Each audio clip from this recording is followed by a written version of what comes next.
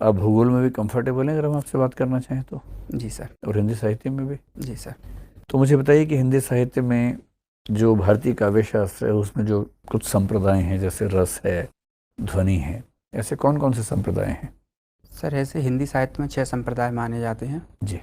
एक रस संप्रदाय है, और दूसरा ध्वनि संप्रदाय है, तीसरा अलंकार संप्रदाय है, चौथा औचित्य संप्रदाय है, पांचवा वक्रोक्ति है, और छठवां रीति संप्रदाय है। क्या आप इन 6 के 6 संप्रदायों के किसी आचार्य का नाम बता सकते हैं? जी सर। बताइए। सर अलंकार के आचार्य भामा हैं, हम्म। और रस संप्रदाय के भरत मुनि हैं, और रीति के आचार्य बामन हैं, और वक्रोक्ति के आचार्य कुंतक हैं, और औचित्य के आचार्य क्षेमेंद्र, और ध्वनि संप्रदाय के आनंदवर्धन, आचार्य आनंदवर्धन।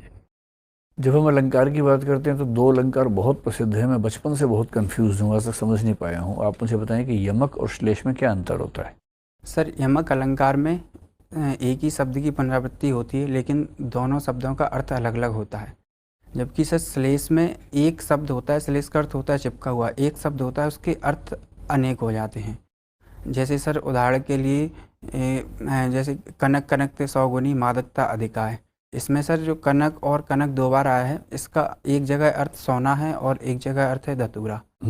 और सर इसी तरह से अगर श्लेष में देखें तो उसमें एक उदाहरण आता है, चिरजीवी जौहरी जुरे क्यों न स्नेही गंभीर, को घट ए वृष भानुजा बे हलदर के वीर।